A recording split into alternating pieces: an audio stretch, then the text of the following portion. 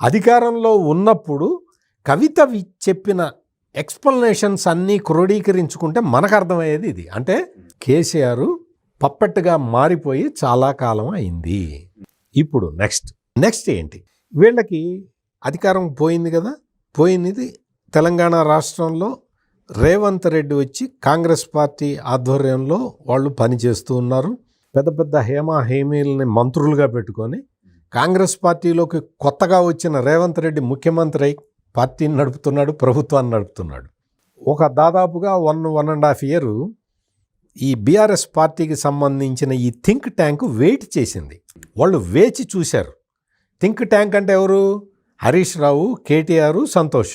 వీళ్ళు వెయిట్ చేశారు. Deputy CM బట్టి విక్రమార్క రేవంత్ రెడ్డి మాట వినడు. ఉత్తమ్ కుమార్ రెడ్డి రేవంత్ రెడ్డి కన్నా సీనియర్ కాబట్టి ఆయన ఈయన మాట వినడు. బాగా డబ్బులు ఉన్నాయి కాబట్టి పొంగులేటి శ్రీనివాసరెడ్డి రేవంత్ రెడ్డి మాట వినడు.